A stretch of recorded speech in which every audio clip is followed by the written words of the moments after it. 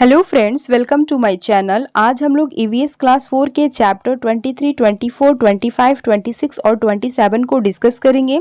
ये आपके बहुत छोटे छोटे चैप्टर है लेकिन बहुत ही इंपॉर्टेंट, मैंने मोस्ट इंपॉर्टेंट लगा रखा है क्योंकि यहाँ से आपके एग्जाम में हर बार क्वेश्चन पूछे जाते हैं। ठीक है, साथ ही साथ ये आपके क्लास 4 का लास्ट चैप्टर है। इसके बाद हम क्लास 5 की नेक्स्ट वीडियो में क्लास 5 से चैप्टर स्टार्ट करेंगे। जैसा कि सभी को मालूम है कि 1 दिसंबर को आपका सीटेट का एग्जाम है, उसी के अनुसार आपकी तैयारी कराई जाएगी। आपके ईवीएस पेडागोजी की भी क्लास शुरू हो गई है, तो नेक्स्ट मंथ में आपके 15-16 तक आपके पूरे एनसीईआरटी के क्लास और साथ ही साथ आपके पेडागोजी पूरी तरह से कंप्लीट करा दी जाएगी। उसके बाद यानी कि नवंबर पूरे मंथ 1 नवंबर से 28 नवंबर तक आपके सिर्फ प्रीवियस ईयर क्वेश्चन किस चैनल पर प्रैक्टिस कराई जाएगी। ठीक है, तो इस तरह आपका ईवीएस का मतलब पूरी तरह से तैयारी इस चैनल पर कराई जाएगी।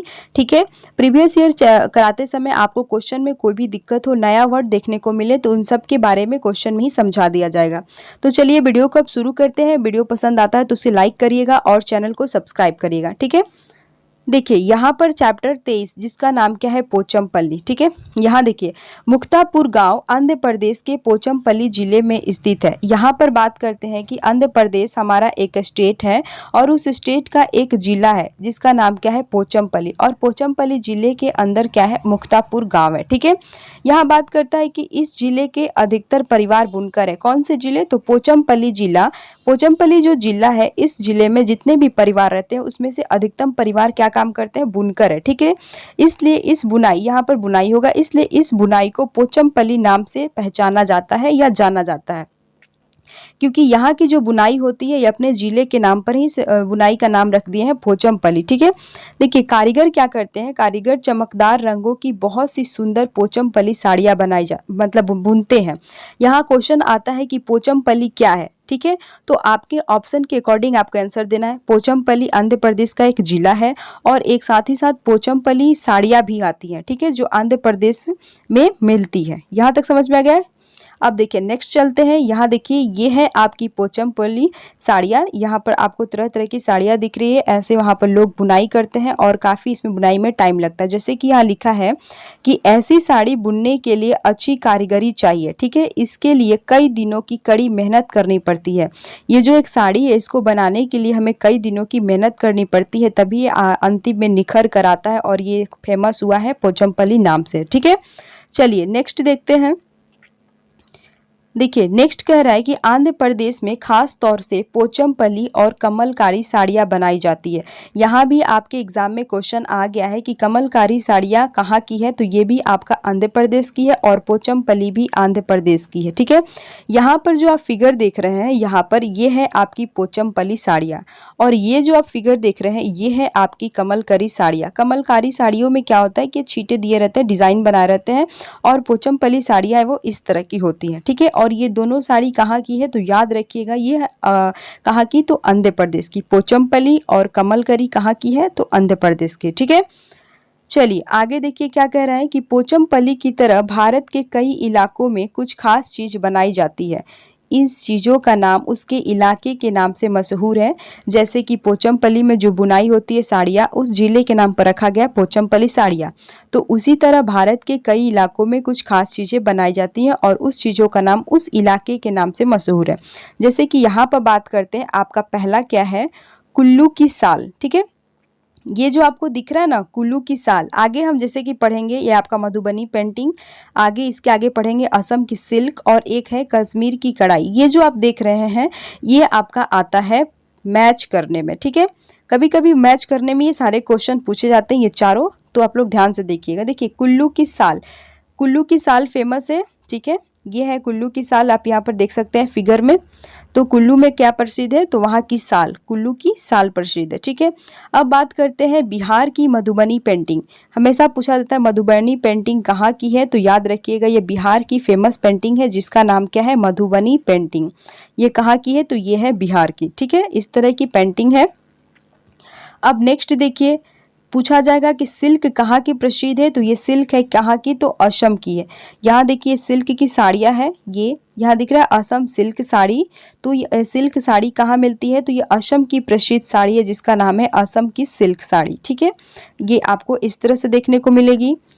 अब बात करते हैं कश्मीर की कढ़ाई। यहाँ पर देखिए कश्मीर की कढ़ाई, यहाँ पर देखिए लोग कढ़ाई कर रहे हैं, जैसे कपड़ों पर कढ़ाई किया जाता है रंग बिरंगे। देखिए यहाँ पर एक सुंदर कलाकारी की गई है, यहाँ पर महिलाएं कढ़ाई कर रही हैं इन कपड़ों पर। तो कश्मीर की क्या फेमस है? कश्मीर की कढ़ाई फेमस है, ठीक है।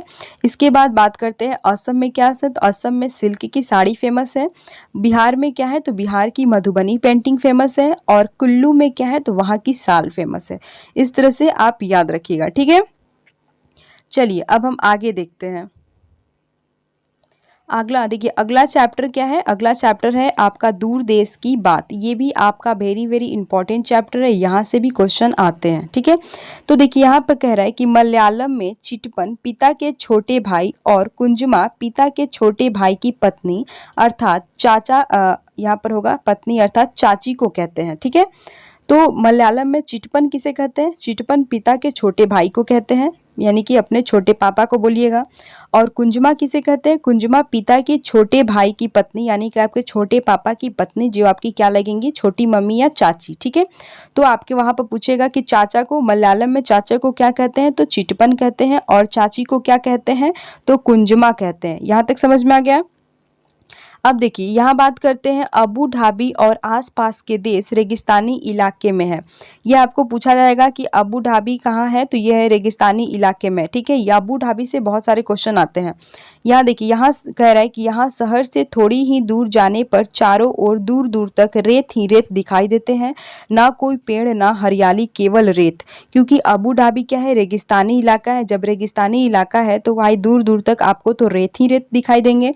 तो याद रखिएगा अबू धाबी क्या है? यह एक रेगिस्तानी इलाका में है, ठीक है। अब देखिए यहाँ कह रहा है कि अबू धाबी में रेत के पहाड़ होते हैं जिन्हें रेत के टीले भी कहते हैं। तो पूछता है क्वेश्चन कि रेत के टीले कहाँ पाए जाते हैं? तो याद रखिएगा कि कहाँ पाए जाते हैं? अबू धाबी में। ये है रेत के टीले, ये आपके सभी बालू के इस तरह से टीले बने हुए हैं, ठीक है। ये रेत के आपके टीले हैं और ये कहाँ पाए जाते हैं? अबू धाबी में, ये जिन्हें रेत के टीले भी हम लोग कहते हैं।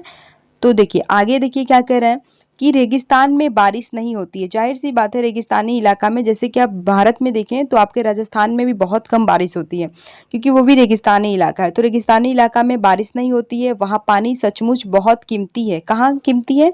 तो ये अबू धाबी में है। अबू धाबी में पानी बहुत कीमती है, वहाँ ना बारिश होती है, ना नदियाँ है, ना झील है, ना तालाब है, जमीन के नीचे वहाँ पानी भी नहीं है, ठीक है। अबू धाबी क्या है? तो अबू धाबी एक रेगिस्तानी इलाका है, वहाँ पर सिर्फ आपको रेत के टीले मिलेंगे, वहाँ पर दूर दूर तक आपको कुछ भी हरियाली नज़र नहीं आएगी, ना कोई पेड़ ना हरियाली, केवल रेत ही। और साथ ही साथ यहाँ पर ज़मीन के अंदर भी आपको पानी नहीं मिलेगा, ना यहाँ बारिश होती है, ना नदियाँ हैं, ना कहीं झील है। तो देखिए यहाँ क्या है कि यहाँ रेतीली जमीन के नीचे तेल होते हैं। अब यहाँ के लोग पानी कैसे पीते हैं? इसका एक वजह है कि यहाँ जो अबू धाबी में है वहाँ पर जो रेत ही रेत है, उसके नीचे आपको तेल मिलते हैं, ठीक है। इसलिए तो यहाँ पेट्रोल आसानी से मिल जाता है, ठीक है। जमीन के नीचे इनको पेट्रोल मिल जाता है। यहाँ पेट्रोल पानी से सस्ता है, ठीक है। देखिए जब पानी है ही नहीं तो जाहिर सी बात है कि पानी वहाँ महंगा होगा, और पेट्रोल हमें मिलता रहता है ज़मीन के नीचे, तो सस्ता होगा। तो ये लोग क्या करते हैं? पेट्रोल को ट्रांसफ़र करके पानी वहाँ मंगाते हैं। इस तरह से वहाँ तो पानी वहाँ महंगा मिलता है, ठीक है। तो ये कहाँ मिलता है? ये आपके देखिए ये जितने भी आपने पढ़ा ना यहाँ से और यहाँ तक, ये सभी आपके ऑप्शन में रहते हैं। तो जो जो मैंने लिया है ये आपके ऑप्शन में मिलेंगे, इसलिए आप ध्यान रखिएगा। चलिए देखिए अबू धाबी की बात करते हैं, तो अबू धाबी में सिर्फ खजूर के ही पेड़ दिखाई देते हैं, और साथ ही साथ क्या होते हैं? तो यहाँ पेट्रोल आसानी से मिलते हैं, और पानी यहाँ पर क्या होता है? महंगा होता है पेट्रोल से। यहाँ देखिए अबू धाबी में सिर्फ खजूर के ही पेड़ दिखाई देते हैं। आप इस तरह के खजूर खाए हैं? देखिए ये कैसे फरते हैं, तो ये कुछ इस तरह से रहते हैं, ठीक है। यहाँ भी दिखा है कि अबू धाबी में केवल खजूर के ही वृक्ष दिखाई देते हैं। ये है खजूर के वृक्ष, यहाँ आप देख सकते हैं इस फिगर में, और ये फरा है खजूर, और ये आप खजूर खाते हैं, ठीक है। तो ये भी पूछता है कि खजूर के पेड़ कहाँ में पाए जाते हैं? तो अबू धाबी में पाए जाते हैं, ठीक है। देखिए यहाँ एक और क्वेश्चन है कि अबू धाबी की मुद्रा को हम लोग क्या कहते हैं? दिरहम कहते हैं। अबू धाबी की मुद्रा को क्या कहते हैं हम? दिरहम, ठीक है। ये दिरहम आपको कुछ इस तरह से दिखेगा। ये है अबू धाबी के वहाँ के लोगों का फिगर है उनके नोट पर। तो अबू धाबी की मुद्रा को हम लोग क्या कहते हैं? दिरहम कहते हैं। ये भी आपके एग्जाम में पूछा हुआ है, ठीक। चलिए नेक्स्ट देखते हैं। यहाँ बात करता है कि गर्मी की वजह से अबू धाबी में लोग ढीले ढाले सूती कपड़े पहनते हैं, पूरा शरीर और सर भी ढक कर रखते हैं, इससे वे तेज धूप से बच जाते हैं। जैसे कि ये है अबू धाबी के लोग, यहाँ देखिए ढीले ढाले सूती कपड़े पहनते हैं, ये सिर भी अपना ढक के रखते हैं ताकि इनके धूप ना लगे। समझ गए? तो ये कहाँ के अबू धाबी की कहानी थी। देखिए एक बार इसे अच्छा से और समझ लेते हैं। पहली बात करते हैं कि खजूर कहाँ मिलता है? अबू धाबी में मिलता है। अबू धाबी में लोग ढीले ढाले सूती कपड़े पहनते हैं और अपना शरीर और सर को भी ढक के रखते हैं। क्यों? तो इसे धूप से बचाते हैं। ये समझ में आ गया। अबू धाबी में आपको रेत के टीले मिलेंगे, आपको वहाँ पर पेट्रोल क्या है? सस्ता मिलेगा। पानी क्या होता है? महंगा मिलेगा। इतना आप समझे। अबू धाबी की मुद्रा को दिरहम कहते हैं, ये भी आप जान गए। देखिए अबू धाबी में केवल खजूर के वृक्ष दिखाई देते हैं। यहाँ पर रेतीली जमीन के नीचे पेट्रोल आसानी से मिल जाता है, पानी बहुत महंगा मिलता है, ये भी समझ गए। यहाँ क्या अबू धाबी में रेत के टीले पाए जाते हैं, ये क्वेश्चन भी आपके आते हैं एग्जाम में। फिर आपके देखिए अबू धाबी और आसपास के देश क्या है? रेगिस्तानी इलाका है, यहाँ पर दूर दूर तक कोई हरियाली पेड़ पौधे नहीं है। अबू धाबी के बारे में इतना ही आपको पूछता है और यही सब आपके ऑप्शन में देखने को मिलेंगे। ठीक है, चलिए अब हम नेक्स्ट देखते हैं। नेक्स्ट की बात करते हैं तो आपके चैप्टर 26 है जिसमें है चटपटी पहेलियाँ। यहाँ देखिए केरल को मसालों का बगीचा कहा जाता है। ये लाइन तो आपका ऐसे ही पूछा जाता है कि मसालों का बगीचा किसे कहते हैं? तो केरल को। याद रखिएगा केरल मसालों का बगीचा, केरल को मसालों का बगीचा कहा जाता है। यहाँ क्या क्या मिलता है? आप पे तेजपत्ता मिलता है, छोटी इलायची मिलती है, बड़ी इलायची मिलती है, काली मिर्च मिलती है, यानी कि आदि को वहाँ उगाया जाता है। यहाँ देखिए Kerala spicy garden of India. ठीक है, यानी कि मसालों का बगीचा कहाँ पाया जाता है? आपके केरल में पाया जाता है।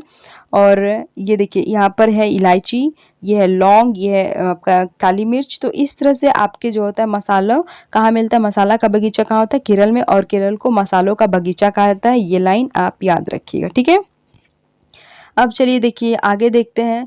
गरम मसाला, देखिए यहाँ पर कह रहा है गरम मसाला कई मसालों का पीसा पाउडर होता है जैसे कि इलायची, लौंग, तेजपत्ता के पत्ते आदि को कहा जाता है। अब आप सब्जी में अभी आप खाना बनाते हैं तो क्या है उसमें गरम मसाला डालते हैं। ठीक है, अगर आपके घर में डायरेक्ट गरम मसाला नहीं है पिसा हुआ तो आप अलग से क्या क्या डाल सकते हैं उसमें? इलायची डाल सकते हैं, लौंग डाल सकते हैं, तेजपत्ता डाल सकते हैं। साथ ही साथ आप इसमें और क्या डाल सकते हैं? काली मिर्च डाल सकते हैं, इलायची डाल सकते हैं। इन सब का पीसा हुआ मसाला होता है जिसका नाम क्या होता है? गरम मसाला। ठीक है, समझ में आ गया? यही सब पिसा रहता है तो आपका ये गरम मसाला बनता है। अब देखिए चैप्टर 26 का नाम क्या है? वहीदा, फौजी वहीदा। ये भी आपका यहाँ से क्वेश्चन पूछा जाता है। सबसे पहली बात है कि देखिए वहीदा प्रिज्म क्या थी? तो ये लेफ्टिनेंट कमांडर है। यही क्वेश्चन आपका आता है कि वहीदा प्रिज्म कौन है? तो ये आपका लेफ्टिनेंट कमांडर है, नौसेना में लेफ्टिनेंट कमांडर है। यहाँ पर देख सकते हैं ये है वहीदा प्रिज्म। ठीक है, चलिए आगे देखते हैं। यहाँ पे कह रहा है कि यह भारतीय नौसेना में डॉक्टर है। ठीक है, और नौसेना के समुद्री जहाज पर काम करने वाली गिनी चुनी महिलाओं में से एक है। ये लाइन भी आपके ऑप्शन में मिलते हैं। ये पहली महिला है जिन्होंने पूरी परेड की कमान संभाली। ये लाइन भी आपके ऑप्शन में है। ये देखिए थाना मंडी गांव जम्मू कश्मीर के राजौरी जिले में स्थित है। ये जहाँ रहती है उनका नाम है कि थाना मंडी गाँव कहाँ है? तो ये जम्मू कश्मीर की राजौरी जिले में है। ठीक है, यहाँ देखिए यहाँ कह रहा है कि जब यहाँ होता है, गलती से हो गया है, यहाँ पर जब परेड होती है, जब क्या होता है? जब परेड होती है तो पीछे 4 टुकड़ियाँ चलती है। पूरी परेड में 36 निर्देश देने होते हैं। कितने निर्देश होते हैं? 36। इस लाइन को याद रखिएगा। पूरी परेड में कितने निर्देश देने होते हैं? तो 36 देने होते हैं। ठीक है, निर्देश इतनी जोर से देने होते हैं कि सबसे पीछे वाली टुकड़ी के लोग भी सुन और देख पाए। ठीक है, यहाँ बात करता है कि ये जो देखिए वहीदा प्रिज्म जो थी, ये है आपकी वहीदा प्रिज्म। ये है लेफ्टिनेंट कमांडर है। ठीक है, डिफेंस ऑफिसर ऑफ वहीदा। इसके बाद बात करता है कि ये भारतीय नौसेना की डॉक्टर है और नौसेना के समुद्री जहाज पर काम करने वाली गिनी चुनी महिलाओं में से एक है। ये पहली महिला है जिन्होंने पूरी परेड की कमान संभाली। ठीक है, इसके बाद देखिए जब परेड होती है, जब आपकी परेड, आप लोगों ने परेड देखा है होते हुए 15 अगस्त 26 जनवरी को, तो उसी समय देखिए जब परेड होती है तो पीछे 4 टुकड़ियाँ चलती है। ऑलरेडी पीछे लोग चलते हैं। ठीक है, तो दाहिने बाएं होता है, लेफ्ट राइट। तो देखिए पीछे 4 टुकड़ियाँ चलती है। पूरी परेड में कितने निर्देश दिए जाते हैं? 36 निर्देश इतनी जोर से देने होते हैं कि पीछे वाले टुकड़ी के लोग देख भी सके और सुन भी पाए। ठीक है, यहाँ तक समझ में आए? अब देखिए यहाँ पर एक और बात किया है प्रिज्म। प्रिज्म में क्या होता है? प्रिज्म में कांच होता है, सभी को मालूम है। प्रिज्म में क्या है? प्रिज्म में कांच है जिसमें क्या है 7 रंग दिखता है, ये है आप प्रिज्म। अगर इसमें कोई लाइट प्रकाश ऐसे लाइट आएगा तो ये बाहर निकलेगा तो यहाँ पर आपको 7 कलर दिखाई देता है, ये क्या है? प्रिज्म है जो कांच होता है। जैसे कि आप यहाँ देखते हैं, ये है आपका प्रिज्म, ठीक। अगर यहाँ से सूर्य के प्रकाश, अभी आपने क्या पढ़ा, सूर्य के प्रकाश में कितने रंग होते हैं मान लेते हैं से, सूर्य के प्रकाश में आपको 7 कलर होते हैं। जैसे कि आप सुबह में एक ग्लास कांच के ग्लास में एक ग्लास पानी लेकर छत पर जाइए और जो निकलती हुई सूर्य की किरणें होती है वहां पर ले जाकर रखिए। आप ध्यान देंगे कि वहां से आपको 7 कलर इसी तरह निकलते दिखेंगे, ठीक है। 7 कलर में आपका लाल हो जाएगा, नारंगी, पीला, हरा, नीला, जामुनी और बैंगी। इसको हम लोग कैसे याद करते थे? बैनिया पिनाला के नाम से। तो यही है, सूर्य के प्रकाश में 7 कलर होते हैं। एक सफेद प्रकाश में भी 7 कलर छिपे होते हैं, ठीक है। चलिए अब आगे बात करते हैं। तो आगे है कोशिश हुई कामयाब, ठीक है। यहाँ पर देखिए कह रहा है स्किप्टो पुल गांव लद्दाख में स्थित है, ठीक है। यहाँ कह रहा है कि लद्दाख में माँ को क्या बोलते हैं? अम्मा ले, पिता को क्या बोलते हैं? अब्बा ले, और दादाजी को क्या कहते हैं? मेले ले। ये कहा जाता है, जैसे कि आप याद कर सकते हैं, माँ को अम्मा ले, हम लोग क्या बोलते हैं? पहले इधर क्या बोलते हैं? अम्मा रे, माई रे, ठीक है। तो वहाँ क्या बोलते हैं? अम्मा ले, और पिता को क्या बोलते हैं? अब्बा ले, और दादाजी को मेले ले, ठीक है। ये कहा जाता है कहाँ? तो लद्दाख में, ठीक है। अब देखिए, अब यहाँ आपका चैप्टर समाप्त हो गया है। क्लास 4 के आपके एनसीईआरटी ईवीएस का यहाँ पर आपका क्या होता है? एंड होता है, ठीक है। अब हम नेक्स्ट वीडियो में क्लास 5 में एंटर करेंगे और क्लास 5 में आपके 10 और 15 दिन के अंदर आपका चैप्टर आपका क्लास 5 का समाप्त हो जाएगा। 10-15 दिन नहीं लगेंगे, मुश्किल से 10 दिन लगेंगे। 10 दिन के अंदर आपका ईवीएस पेडागोजी भी समाप्त हो जाएगा, यानी कि नेक्स्ट मंथ में आपका 15 तारीख तक ये आपका एनसीईआरटी पेडागोजी भी समाप्त हो जाएगा। एनसीईआरटी का बुक जो 3, 4 और 5 ये पूरी तरह से आपका समाप्त हो जाएगा। इसके बाद जो आगे दिन बचे हैं 1 मंथ उधर, तो उसमें आपको प्रीवियस ईयर क्वेश्चन कराया जाएगा, ठीक है। और प्रीवियस ईयर क्वेश्चन में कहीं भी किसी को दिक्कत आएगा, जो नया वर्ड आएगा आपको क्वेश्चन में ही समझाया जाएगा, और इतनी अच्छी से इसकी प्रैक्टिस की जाएगी कि आपके ईवीएस में 30 मार्क्स आए, ठीक है। अगर आउट ऑफ सिलेबस 1-2 नंबर आता है तो वहाँ एक अलग बात है, लेकिन ऐसे आप प्रैक्टिस करिएगा कि आपके नंबर अच्छे आए, ठीक है। तो थैंक्स फॉर ऑल। वीडियो पसंद आए तो वीडियो को लाइक करिए, चैनल को सब्सक्राइब करिए। हाँ, नेक्स्ट वीडियो में आपको क्या किया जाए कि आपने क्लास 4 में जितने भी चैप्टर पढ़े हैं उसमें से सिर्फ इम्पॉर्टेंट टॉपिक नेक्स्ट वीडियो में लाया जाएगा, यानी कि जितने चैप्टर हैं आपके क्लास 4 के वो सारी चैप्टर में जो मोस्ट इम्पॉर्टेंट रहेगा उसको एक वीडियो में करके लाया जाएगा, जैसे क्लास 3 में लाया गया था। जब सारे चैप्टर आपके समाप्त हो गए तो क्लास 3 का एक वीडियो आया था जिसमें सारे चैप्टर का निचोड़ था। उसी तरह अभी नेक्स्ट वीडियो में क्लास 4 के सारे चैप्टर का निचोड़ आएगा, ठीक है। तो उस वीडियो को देखना ना भूलें। तब तक के लिए thank you so much, bye bye.